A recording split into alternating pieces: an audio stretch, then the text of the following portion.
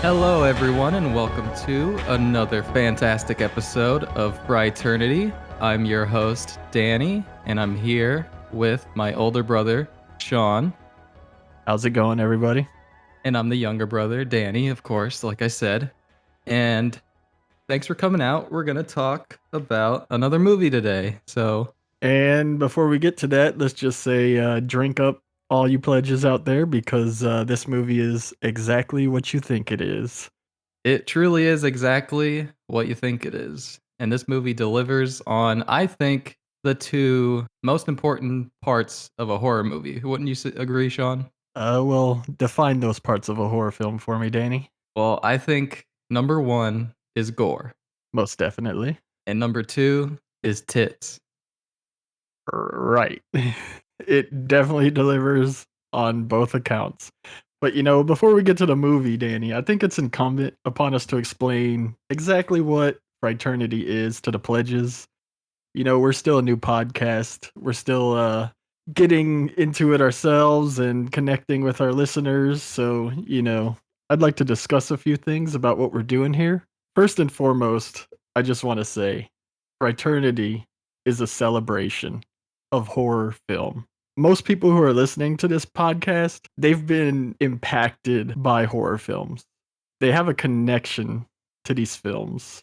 And that's one of the main things we're doing here, right? We're celebrating old connections and creating new ones, with me being the older brother who's been into horror his entire life, and you not really even being into film when you were younger, so really coming into this with a lot of new perspectives. Yeah, I'm here to celebrate horror. I'm putting myself in your shoes, getting into it as you were a kid. And so I'm here to share it with you, and we're just here to have a lot of fun, you know. We're not here to super analyze, or sometimes we will analyze and get deep, but most of all, we just want to enjoy these films and talk about them and bring new insight to the horror community. Yeah, that's one thing Danny and I had a long discussion on after the first podcast was it went kind of long. We really took a deep dive into Basket Case, which in all honesty I'm very proud of.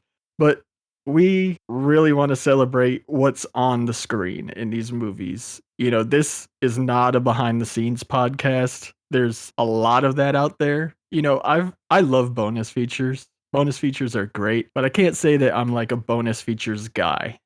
The film is the heart, and I love how these films got made. I love having film school in a box with these Blu-rays nowadays. But what we want to do here is really discuss the film. And I like what you said. We're two brothers separated by 10 years. Horror is really about community. I was thinking about it's generational. It's best when it's shared, and how many listeners can say like, "Oh, I was introduced to this by my mom or my dad or my sister or my brother," or just friends. That's what we're doing here. Me and you are taking deep dives into these movies and taking all the pledges along with us. Yeah, I think that's a great way to put it. And like you said, we're not scholars or filmmakers. We're just two dudes, two brothers that just want to sit back and discuss these films together and with all the people that are listening to us. Absolutely. This is our small contribution back to the horror community. And a lot of times I'll be sharing my experiences, and I'm no different than any other fan out there. But we can truly say this podcast is by the fans for the fans. Fond memories, fresh perspectives, and just an all around good time. Yeah, we want you to feel like you just watched the movie with us and you're in on the discussion. That's kind of our goal for this podcast. Yeah. Is to be an open discussion and a friendly atmosphere. So sit back, relax. Yeah, come enjoy some horror with us. Yeah, I'm definitely a fan of audio commentaries, and you can't go wrong with one more. So, with that said, without further ado, let's get into a little story, shall we? So, last time we talked, we discussed me going to ZM Video and picking up Basket Case. Name dropping now. Oh, yeah. What I didn't mention was the other movie I got was Pieces. Pieces was a movie I had never heard of, but I'm just looking at this VHS box art right now, and I can tell you why I picked this up. I mean, we already dropped a little hint with the great tagline, "It's exactly what you think it is." But it has an even better tagline in "You don't have to go to Texas for a Chainsaw Massacre." Huge fan of Texas Chainsaw Massacre. I'm snagged right there. I mean, everything could benefit from marketing off of Texas Chainsaw Massacre, whether it's a bar and grill or anything. You don't have to go to Texas for human barbecue. Yeah, when you think about it, the setting of this film kinda is the exact opposite of Texas Chainsaw. You're up in the North, and you're with these preppy college students, so it's pretty different, but, yeah, I'm a big fan of, Texas Chainsaw as well, and I went into this completely blind, not knowing a thing, and I gotta say, really enjoyed it. So this was a first time viewing for you. Had you even heard of Pieces? No. Most of my information about horror movies comes from you, and this is one I never like, I heard of Basket Case, like I said, but this one I had never heard of at all. Yeah, it's weird because Pieces should hold a high place on my mantle since it was the second movie that started my VHS horror collection. But I seem to have dropped in and out. Like I know I've had it on DVD. I'm pretty sure I had the Blu-ray at one point. I don't know what I did with that, but I've had moments where I'm really hooked on this movie and moments where I'm not. I know I've seen it a dozen times, but it had been a while since watching it and it was very fun revisiting this movie. So why don't we get right into it with our opening kill? What do you say? Our opening kill is quite shocking, to say the least, and holds back absolutely nothing. Yeah. We have a child, 7 or 8 years old, maybe? Mhm. And brutally axe murdering his mom. Yeah, it's 1942. Little Timmy is playing with a pornographic puzzle. Mommy walks in. And I thought this scene was very meta. Like, it can even be meta for a horror fan involving Pieces. Because if you're a 14-year-old kid, say, you're watching Pieces, you just know if an adult walks in on you, they're walking in when they shouldn't when you're watching this movie, and you'll probably get the same reaction that Timmy gets from his mom. Oh, yeah, I think everyone can relate to having a parent walk in on something awkward during a movie or a video game, they always seem to come in at the worst time. Yeah, most definitely. I kinda thought this was very reminiscent of the original Halloween. Again, Michael Myers is a little kid who murders his sister. Obviously, circumstances are different here, but it's almost like the intro to Halloween, which I think is a pretty big influence on this film, taken to the logical extreme end of the spectrum. Like Halloween is nowhere near as gratuitous, and they just say, "Hey, we can murder a mom with a kid here like Halloween, but we'll really make it twisted." Oh, yeah. Like I said, it doesn't hold back at all. Extremely bloody and gory and brutal. It makes you look twice at this kid. Is he the product of all this abuse from his mom, or is he darker inside? Was he born that way? Yeah, and he had the foresight, unlike Michael Myers, to get away with his crime. Is there anything better than his, big man, mommy delivery?" Yeah, this kid can play the part of a helpless child when deep down he's the murderer all along. That was a wicked grin he had on his face too when he was sawing mommy's head off. Oh, he enjoyed it. So, little Timmy gets shipped off and gets away with the crime, and we jump 40 years into the future, and we've got an unseen killer unboxing some items. And he's got mom's bloody shoes, mom's bloody dress, the bloodstained puzzle. And that's one thing I thought was great when reanalyzing this film is we know the killer is Timmy, but we don't know who Timmy grew up to be. Yeah, that's something I immediately liked again, somewhat similar to Basket Cases, but this more so is a mystery film, a mystery horror film. Basically a whodunit. Who is this murderer going around campus murdering all these women, all these poor young women? Yeah, that's an aspect I think that can be lost because the film is so gratuitous in its violence and there are some ridiculous things. Like we're about to get to one of the first kind of ridiculous scenes, but the who done it is well done. It's clever. It's a great story. And I think that aspect can be lost in a lot of different things. Like even the bad dubbing can detract from it at times. Yeah, I think under everything is a solid story. Maybe that's what's lost nowadays is that everyone wants the kills and the guts and the glory, like you said. Or that's just what you remember, or that was what you were after, you know? Yeah, well, like you said, you always wanted the goods as a kid. You wanted the movie to deliver. Yeah. But I think, movies are multifaceted and can deliver on different things. It's good when it can deliver on a good story and have the guts and all that as well. And it definitely has all that. So I mentioned that we're about to get to one of the bizarre scenes. Like there's a few scenes scattered in this movie that elevate it into this gonzo territory.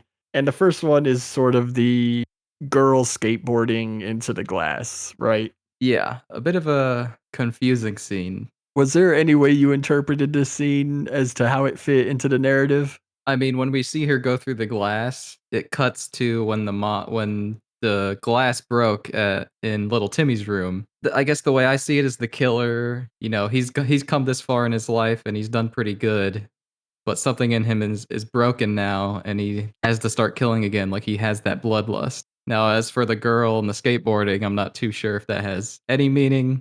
Yeah, I know I'm drifting into like headcanon here, but I like to kind of interpret it as maybe like our killer, who we won't reveal yet, maybe witnessed that, and maybe that was like a trigger event. Like maybe this is a little before he's unboxing this box, you know?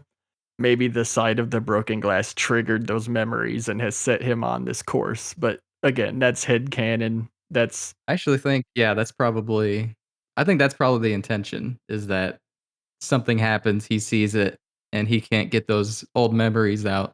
It's definitely an oddball sequence. I mean, this girl is like the best skateboarder and the worst skateboarder at the same time. Like, she gets through so much of this campus on one push, and then she can't seem to bail and avoid this giant piece of glass. This paperboy obstacle in front of her. Yeah. So eventually we get into the movie proper here and we start introducing our characters. We've got the Dean, we've got Lieutenant Bracken, who's played by Christopher George, who I love Christopher George, and hopefully this isn't the last time we see him in Frighternity. I was gonna say the lieutenant is my favorite character. Really. Yeah, and I was gonna ask you, is he in any other films? Because I think he is the best actor, I think he has the best lines, I think he just has a great presence throughout the whole film. Yeah. Well, no spoilers, but we will definitely be seeing Christopher George again. Okay, well, that I'm excited for that then. We've also got Professor Brown. We've got Willard, the groundskeeper. Creepy old Willard with his stank face. You know, before we get too far ahead of ourselves, too, we also get this first kill, the girl in the park. We don't know if it's the killer yet, but someone comes up with a chainsaw and he's doing work on some shrubbery, and then turns out it is the killer, and she gets her head clean off. Yeah, she's she's down for the count. And this is one thing I really liked about Pieces too is Pieces always gives you the extra nasty, right? Like we get a sawed off head, but then we get like the twitching, decapitated body. Or like in the first scene, we have like it's not enough that we've just seen the mom bludgeoned to death with an axe, but we get like the head being sawn off. Like they always give you the money shot. You know, there's always that little bit more. Yeah, I love that they give you a little bit more than you were asking for, and it totally delivers. With every kill, I think, goes out of its way to just give you a little bit more to make you appreciate it. Also appreciate how this story is structured with the killer putting the pieces of the puzzle together. Like we almost Pieces is such an apt title. The detectives are putting pieces of a puzzle together. The killer is killing and getting pieces of girls' bodies. Like everything in this movie is done in pieces. Yeah, you just took my notes word for word, so now you seem like the smart one. Is that right? Yeah, no, I agree 100%. It's a multiple meaning title for sure through all aspects of the plot. And it really keeps the movie going, you know, like he puts the head together, we get a head. He puts the torso pieces together, we're getting a torso. We're in this bit where we're meeting all these characters because again, this is a whodunit. So we need some red herrings, and there are red herrings all over the place. Professor Brown, my initial thought was he seems too obvious to be the killer, so it can't be him. And then same thing for Willard. It's like, of course you're gonna suspect the guy with the chainsaw, so I don't think it's him. So almost immediately I was like, it can't be either of these two. That doesn't mean I didn't enjoy their characters. I actually like Professor Brown a lot, and one of my complaints is that I wish he was in it a little bit more, just to give you more back and forth. Yeah, Professor Brown has a bit of a build where you think he might be a little more integral than he ends up being. But without giving anything away, let me do ask. I want to ask if did you put it together before it was revealed? Let's not spoil anything, but did you put the pieces together? About halfway, I made my guess, and it turned out to be right. Yeah, because I can't remember when I first watched this if I put it together or not, but there's definitely some not so subtle clues throughout the film that make it a little obvious. Yeah, but I think there are a few subtle clues that I noticed on my rewatch where I was like, "Oh, okay." Like if you think about it, you can kind of figure it out. Kind of a blink and you miss it situation. But I wanted to say about the first murder of the girl in the park, when her head comes off, there's just like absolute geyser of blood, unrealistic amount of blood gushing from her neck, and I really enjoyed that. Yeah, I think that's a great shot, a great image, and it's a great, like I said, when I first watched Pieces, I had no idea what I was getting into. Like I had never heard of this movie. I had already seen pretty out there films. Like by this time I had seen like Henry Portrait of a Serial Killer or Maniac, Evil Dead. So I had seen my share of gore films. But when you were picking up movies back then and you didn't have the wealth of information on the internet that you do today, you're not sure what you're getting. And Pieces immediately delivers. Like, you've picked a good one if this is what you're looking for by that second kill. Even by the first kill, you're like, oh yeah, this is the film. Within the first 5 minutes, you know you've made a good choice when a mom is just broken apart into pieces, and right there, you got the title delivered.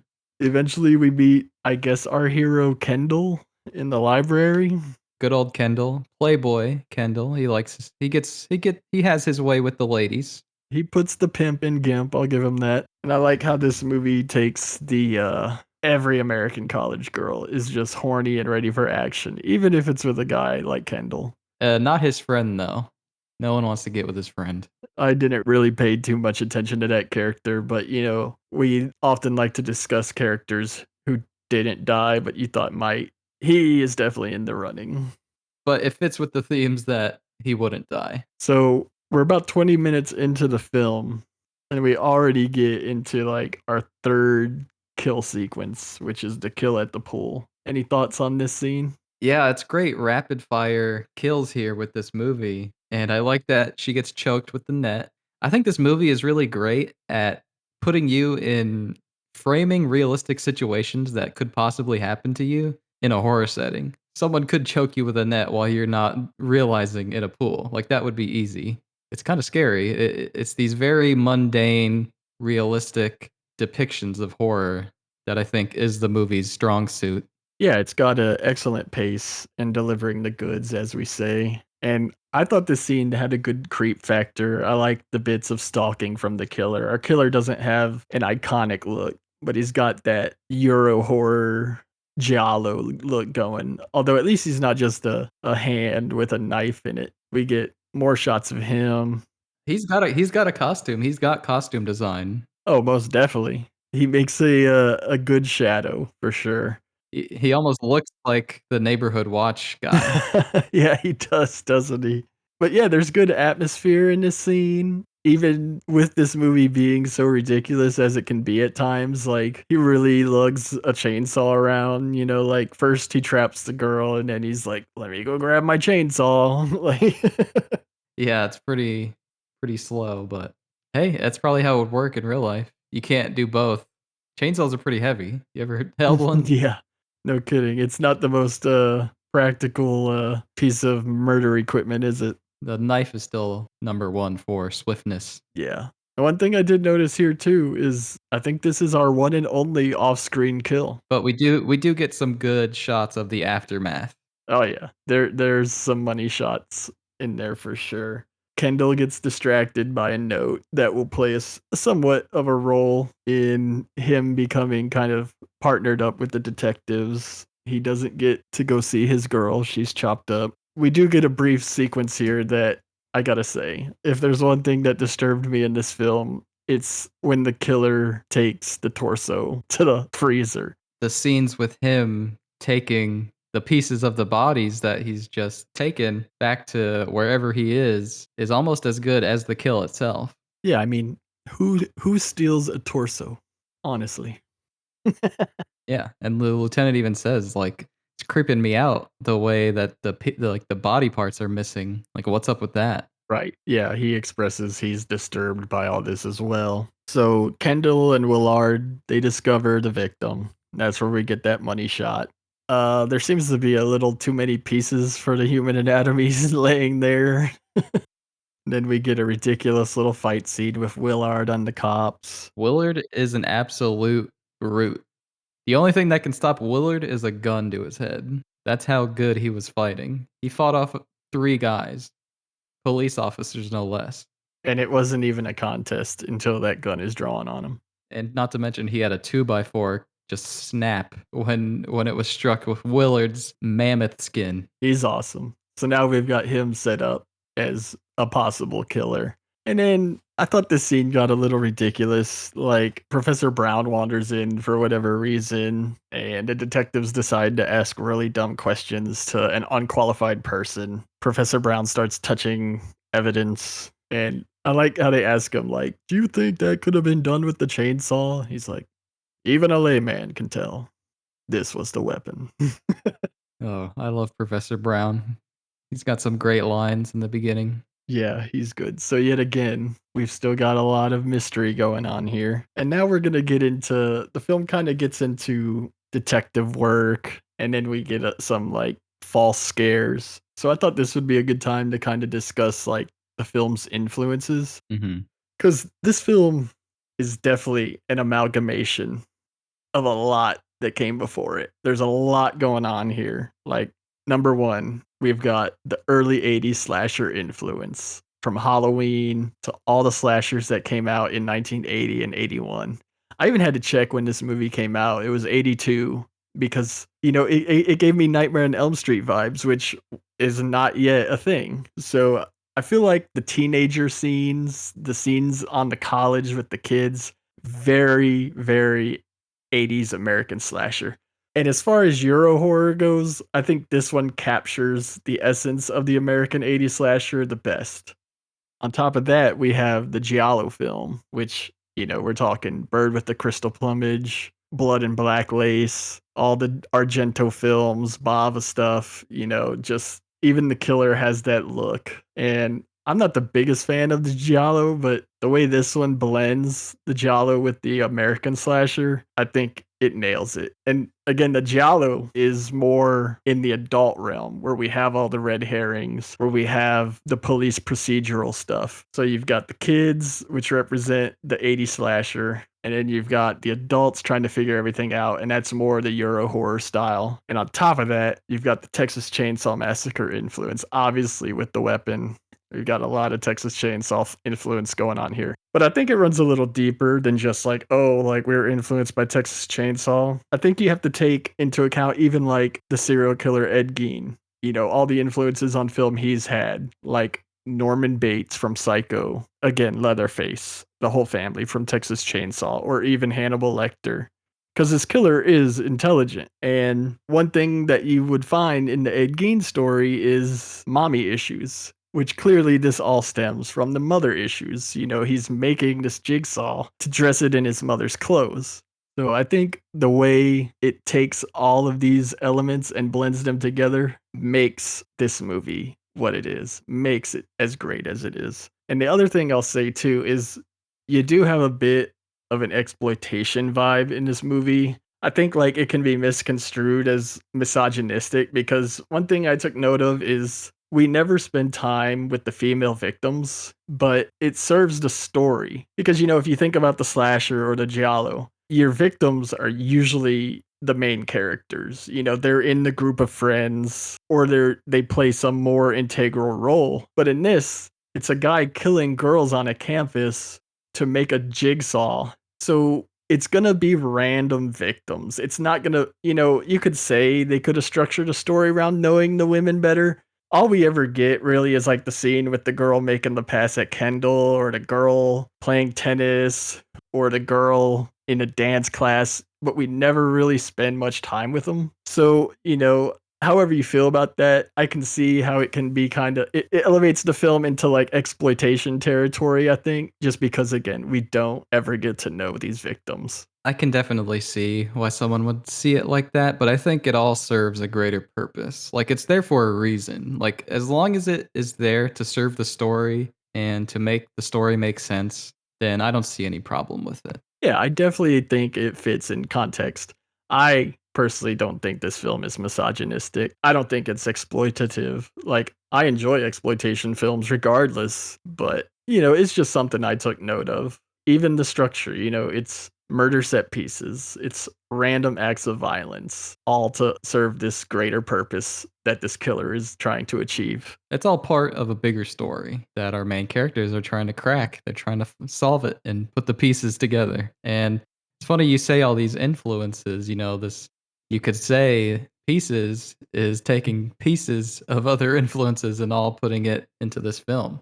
So maybe that's another connection. Maybe that's another meaning for the title right there. Yeah, pieces everywhere.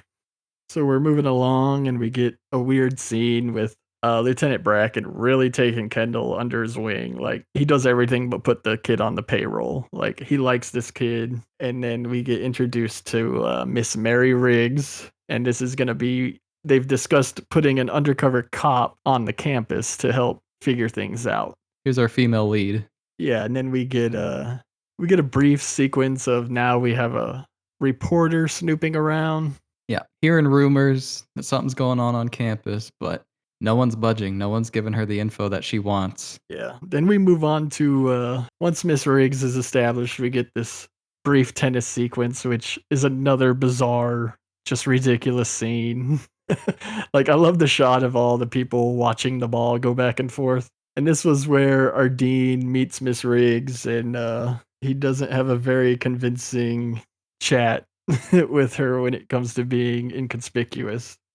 So this far into the movie, we have a head, we have a torso, and next on the agenda is arms. And we've already seen some girls dancing in a studio, and there was a brief stalking scene where the killer didn't quite get to achieve his goals, but were quickly brought back to the dance studio, and the girl that he's after is now on her own. And we get some good stalking bits. And then I liked here once the girl meets the killer and we establish that the students know who the killer is. That's the one hint that I think I missed on the first times when she said, "Oh, it's you, sir." Because yeah, then you realize, okay, it's one of the staff and someone that they're familiar with, which I think takes Willard out of the equation because he's only there for a job. He's not a permanent worker on the campus. Yeah, so we're kind of down to the dean and Professor Brown at this point. Can we discuss the practicality of hiding a chainsaw behind your back? She must have been really, really blinded by the person that she saw that she really didn't notice the giant chainsaw behind his back. Yeah, and I gotta say, like, if you're a killer and your weapon of choice is a chainsaw, I don't think an elevator is like the most opportune place to strike. Like, blood is going everywhere, and your escape just got a little more complicated, if you ask me. Like I said before, this movie's good at putting you in uncomfortable, realistic situations. Getting stuck in an elevator with someone that you don't want to be in an elevator with is, I think, a pretty common fear, or at least understood to most people. So, again, hats off to Pieces for really showing these mundane situations in a horrific way. And that's the other thing I wanted to talk about was the brutality of getting your arms cut off. It's one thing in a horror movie to get stabbed to death. Like, nothing is good, right? No way you're gonna die in a horror movie is good. But to have your arms targeted just seems like viciously cruel to me. I mean, you can't even imagine not having your limbs. and she's still alive at that point, realizing she doesn't have an arm now, kind of realizing her death is upon her. Yeah, they even mention, like, when they find her that she's alive, and thankfully, by the time she's getting carted out of there, she's not alive anymore, and, no one wants to die, but that I thought was pretty brutal. Yeah, especially for a young woman. This killer is very twisted and demented, as we've seen that as he was as a child. No, absolutely no remorse for his victims. He is serving a greater purpose with this puzzle, with these pieces he's attaining. So we've got another victim. The detectives arrive on the scene. And of course, everybody arrives on the scene. I thought this was like the perfect red herring lineup with everybody standing there while the thunder and lightning flash. It's like, it reminded me of like a super sick version of Clue.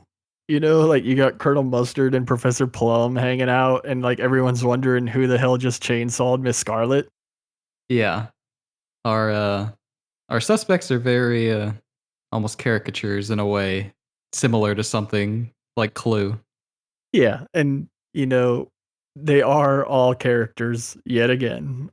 So after this, we get a brief sequence of our dear Kendall in the bone zone.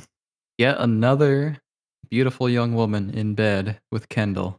And I love when he looks out the window to see Mary is doing her own snooping about, and we see the shot of Kendall and the flower blocking his dingaling. We see it for a second, but not in this shot. Yeah, there was some shadow schlong going on there. And man, the dubbing was just too funny in this scene. Oh God. And we're about to, speaking of funny dubbing, we're about to get to another classic scene that I know fans of this movie just love. And I just got to ask you, as a first time viewer, we're talking about the bad chop suey. Oh man. I'm glad you're bringing that up because I had no idea what to think about it at first, but it's I have no idea what to think about it now. it's quite the sore thumb of of a scene, to say the least. It's just so left field, right? Like, Yeah, that's what I wrote, is it just comes out of nowhere. It's so weird and it may or may not be racist, I'm not here to say. But I think that's what makes me like it, is it's just such a weird scene that you would not see in any other film but a horror film. bad chop suey. Yeah, I know fans love this scene. I'm not for or against this scene. I get that we need like fake scares, like to pad some timing here, but this one is just a so oddball. Like, A little too far in the humor side of things, but like I said, it's so weird and out of left field that it comes around to being funny again. yeah, this is our second episode of Frighternity. We've covered basket case and we're now covering pieces. And strangely enough, we've got schlong and kung fu in both. Yeah, there's a lot of constants between these 2 films, and I noticed in the first shot of the film, not the first shot, but the first scene with the mom, she's looking through the toy basket, and guess what? It's a wicker basket. Oh, wow. Yeah, I didn't even pick up on that. Good catch, dude. So, there's 3 connections right there for our first 2 episodes. Both made in 1982. So I'm inclined to say 1982 is a great year in horror. So Kendall and Miss Riggs go out on patrol, and then we get a really random act of violence.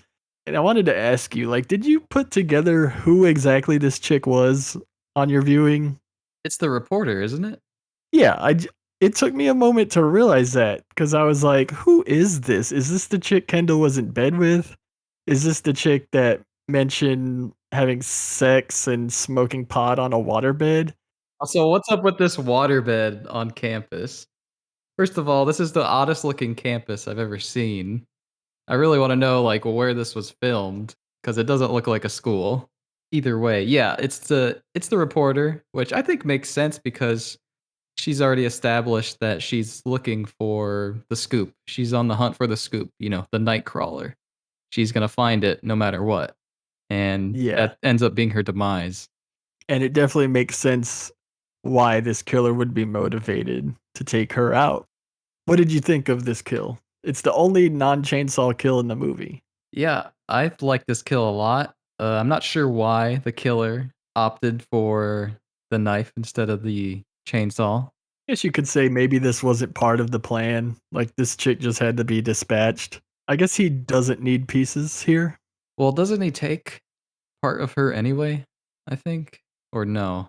I'm not sure. It ends with her dead body kind of being dragged off the bed, which again, pieces always going that extra mile. Like this was a brutal scene, it's shot in slow motion. You get a lot of splashing, a lot of the water bed is popped open while she's been stabbed and she still fights on. She's tough. And she's stabbed through the chest, too. Yeah. And she's not going easy and we get water, bloodstained water splashing about. And then if it weren't for that pesky failure of a rubber knife to the back of her head that I just can't stop noticing Yeah, that's unfortunate, but knife through the head, always a good kill. Always a good way to end a kill. and out the mouth. A plus. Shades of House by the Cemetery. Good stuff. A 7 on execution, but 10 in overall presentation. Yeah, this movie is moving fast. It's delivering the goods, TNA everywhere for men and women. Gore abound. We've had a wealth of victims up to this point, and all we need now are some legs. We're getting close to the puzzle being completed. We get back to our tennis student who's just wrapping up, goes to the showers, and soon enough, our killer is on the scene. He's using this marching band music to distract everyone else that might hear something. He wants complete secrecy, and he stalks this poor young girl again right after a shower. Another mundane situation with horror added onto it, and she gets chased. She gets chased into a bathroom, and she gets split in half. Yeah, we also get to see Kendall looking like an uber manlet walking around in his tennis uniform with Miss Riggs. I was like, is this really our hero? Is this really the man on campus? Like, I'm not buying it. Yeah, our victim here, man, she really sells it. She's great.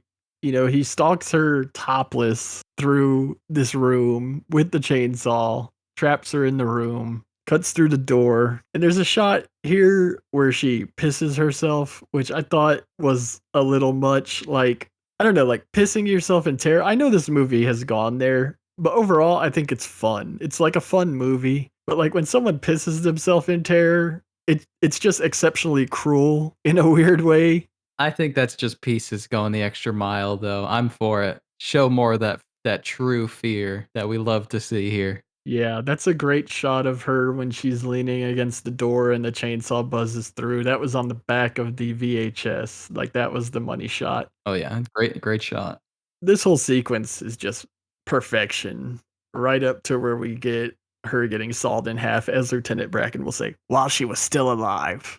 I think this might be the best kill, just overall sequence.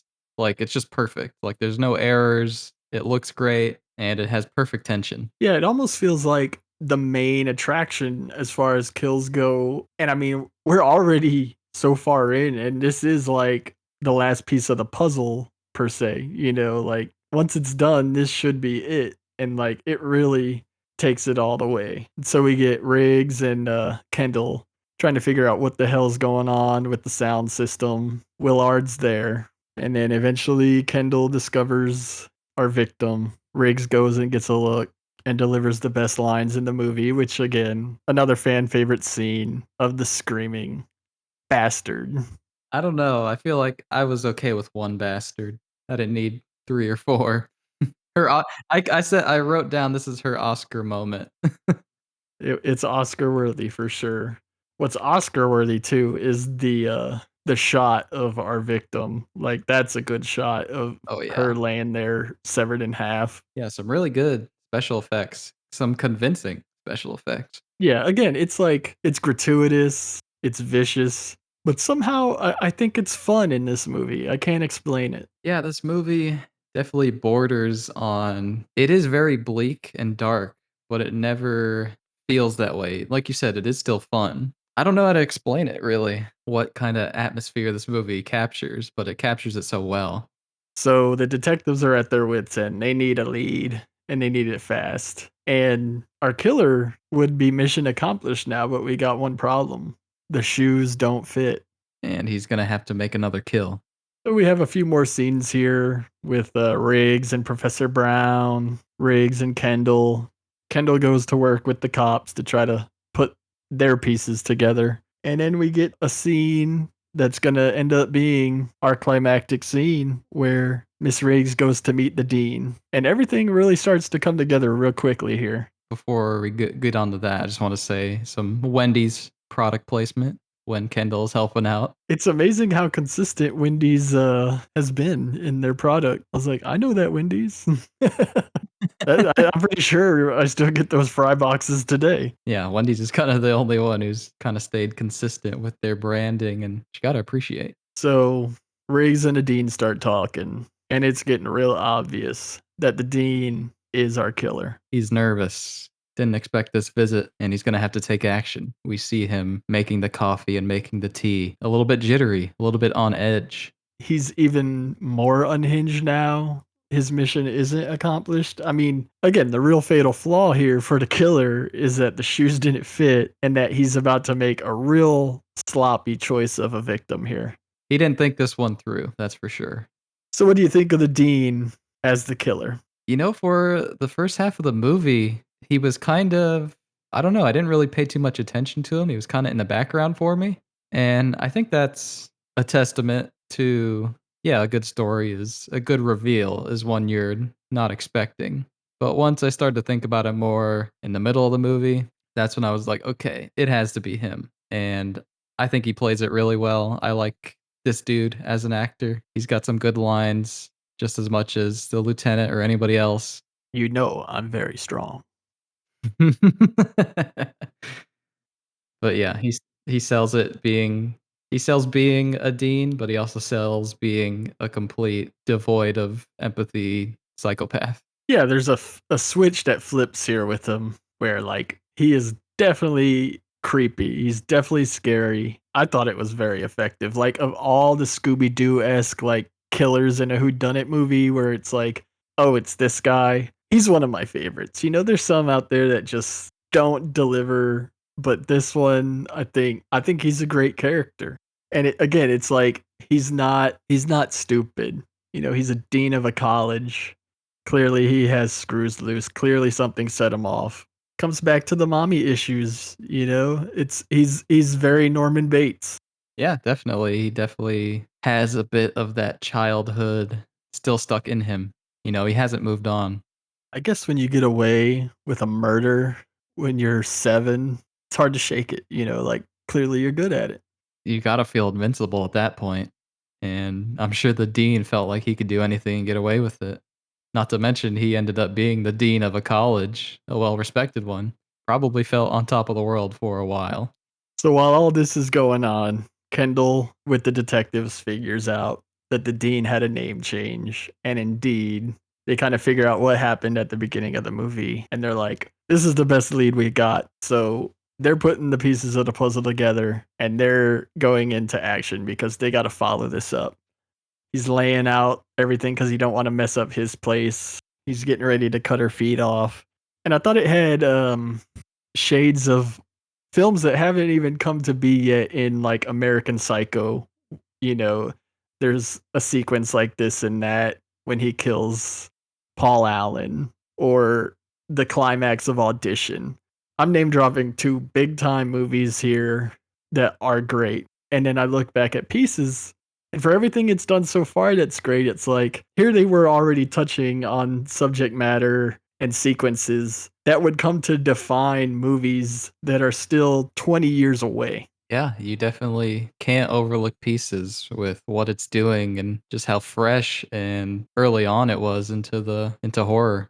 So the cops and Kendall, they arrive in the nick of time. They break in, find Miss Riggs, laying there drugged, and then they act really lackadaisical in the middle of an active crime scene and just kind of leave Kendall there. Well, I guess he's not here. Yeah, it's very effective too how Kendall's trying to help Miss Riggs, and she obviously knows the dean is right there but can't express it. You're screaming at Kendall like, "No, no, look behind you." Yeah. I like how he sneaks Kendall. Kendall catches it right at the last minute. Freaking Riggs face plants because she's still paralyzed. And then Riggs and Kendall struggle because the Dean is very strong, but Kendall has youth on his side. And right at the last minute, Bracken shows up, perfect headshot. The Dean goes down. And there goes our killer. And I think it's interesting that while our characters did find out who the killer was, they never really found out the real truth behind what happened between the dean and his mom that died with him. That's true, is they don't really get into the why, which probably makes the next bit even more disturbing for them when they do find the puzzle and then one of the detectives leans up against the wall and it's sort of like one of those haunted house fake bookshelves goes twisting around and there is the human jigsaw. Yeah, we get a good scare there. That one at least that one got me. That was probably the only scare that kind of got me a little bit. Poor Kendall catches this thing and is just mortified. And this could be the ending of the movie right here. I mean, we could have already had a few endings here, but we've got one last bit to go. Would you like to explain what happens next? I will gladly explain the final scene of Pieces. Let's hear it. So Kendall, he's recovering from the shock he just had from finding that horrible, disgusting, can you even call it a person, thing hanging from the wall. Even still, he's a good kid. He still wants to, maybe pursue a career in policing. We're about to exit the room, the dean's office, but Kendall turns around. He forgot his jacket, so he goes to get his jacket, and this zombified corpse on the ground comes up, lifts its head up, and grabs Kendall by the crotch and squeezes his jewels. Not only squeezes, but they erupt in blood. And that's it. That's the end of Pieces. Now, before we recorded, I had talked to you. I didn't say what, I didn't give you any spoilers, but I said I thought it would be fun if we tried to interpret the final scene. You know, I know that it's a trope in like 80s horror, even 70s horror to have that final jump scare, whether it's Jason jumping out of the lake or the scene at the end of Carrie. There's tons of them. And Pieces has a good one. You could say, okay, it's just some stupid final shock just to leave you. Again, it's such a popcorn flick. It's fun. That's a fun scene. But I think it would be fun to try to interpret it in the context of the narrative. So, did you come up with anything? I did actually. And look, Pieces isn't afraid to do the cheap scare. I think we've established this. Nothing wrong with a cheap scare, right? We have the chop suey scene. We have the scene right after that we didn't even talk about is when Kendall says goodnight to Miss Riggs and he turns around and the dude in the mask scares him. Casanova.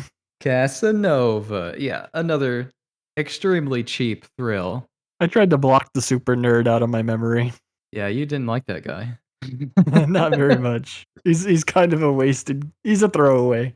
If we want to get into the nitty gritty of what maybe this scene means, Kendall is a youth, but throughout the whole film, he's getting to know these police officers and he's kind of longing for adulthood, but they're still kind of treating him like a kid. They don't want him to get hurt, but they know he's a good kid. They know he has a bright future ahead of him. And we juxtapose that with the dean, who just can't seem to get away from his childhood trauma. He's been triggered again. He's going on all these murders and he's longing to make this puzzle and finish this puzzle from his childhood, either to complete it as the figure in the puzzle or his mom, as it suggests. It is wearing the clothes that his mom wore in the end. And so is he just, the dean wants to be looked at as someone who is to be respected and very manly, like he said, powerful. But deep down, is he just a big mama's boy? And Kendall, while he is still young, he shows a lot of aspects and characteristics that are to be respected in a man. And the dean gets his last laugh and he crushes Kendall's manhood. That's a good one. All right. My interpretation of it again comes back to the Ed Gein, Norman Bates psycho influences. Because, like you said, I'm pretty sure the jigsaw is supposed to represent the mother. Why else would he put her clothes on it? And my thoughts were if you go back to the opening scene, she finds Timmy playing with the smutty puzzle and it just flips her shit. And she tells him, if I ever see you playing with anything like this again, I'll kill you. Now, one thing we didn't really mention is Kendall, despite his chud like appearance, is a Casanova for some reason. And there's a scene where he's telling the nerd about all his sexual conquests on campus. So, in his own way, I feel like Kendall is a deviant, just like little Timmy was. And now we have this representation of Mother, and through whatever spiritual forces, it comes back to life, sensing the deviancy of Kendall and fulfilling her promise to little Timmy. That's a really good interpretation. I think both of our interpretations are as good as any, which I'm sure there could be many. I'd love to hear more from any pledges out there who have their own interpretations of the glorious ending to Pieces. I think it's safe to say we both love this film. Yeah, I enjoyed it a lot. I don't know what it is about horror that I'm realizing now, but like the more I rewatch these films, the more I am enjoying them. And I'm not one to usually rewatch stuff immediately, but I'm having a lot of fun going through these films and watching them for the first time for pleasure, and then the second time kind of looking at the deeper themes and analyzing them and taking notes. But I know you've seen some of these films 5, 10 times in your lifetime, so I think there is something there to really dig into, and I guess I'm just realizing that for the first time. Well, that's awesome to hear. And, it's really fun revisiting these films 15, 20 years later. I think I probably saw Pieces like 5 years ago before we decided to record this podcast. So it had been a while. I've definitely seen Pieces over a dozen times. Never gets old, never a dull moment. And I'm glad we could put this together, man. Thank you to everyone listening. If you haven't seen this film, go check it out, and we're gonna talk about our favorite kills and our favorite scene really quick. So, Sean, do you wanna open favorite kill? Favorite kill? I was tempted to go with the waterbed kill, but I think I'm just gonna have to go with the tennis girl getting sawed in half because that whole sequence just really delivers. I think it's just a masterclass of slasher cinema. How about yourself? That's a solid choice, and I would agree 100%, but I gotta go with the waterbed just because for what it lacks and maybe a little technicality, it makes up for and just straight up what's the word I'm looking for? Brutality? Not brutality, but it's just different, it's special. It has that slow-mo, has the knife through the back of the head, it has the water and the blood mixing together, just splashing everywhere. It's just got style. That was what I was meant to say. It's got a lot of style. It definitely stands apart. And I mean, let's face it, we have a lot to choose from in this movie, and you can't really go wrong with any choice. Yeah, there's 5 or 6 kills in this whole film, which is a lot, which is on the heavier end when it comes to horror. So, did you have a favorite scene? You know, I guess you can call me a Pieces fan because I cannot say anything other than the chop suey scene. Really? It just like I said, it took me by such a surprise that I have to say it's my favorite. There's nothing else to say. It's just that good. If you don't even wanna watch Pieces, just watch that scene. Awesome, awesome. I myself will just go with the opening kill with the mother because that scene sets the tone. If you're a 13-year-old kid who somehow managed to find a copy of Pieces and you put that on and see it, you know you're in for a wild ride, and indeed you are. So is there anything else you wanted to say about Pieces? I think we've just about covered it here. I guess we can just thank everybody for listening and that we hope everyone enjoys this podcast and Pieces as much as we do. Thank you for listening to us. If you have any questions or comments, you can email us. We have an email now. It's frighternity@gmail.com. Anything at all, let us know. Thank you for listening and tune in next time. Indeed. Thanks for listening, and until next time, just keep telling yourself, it's only a movie.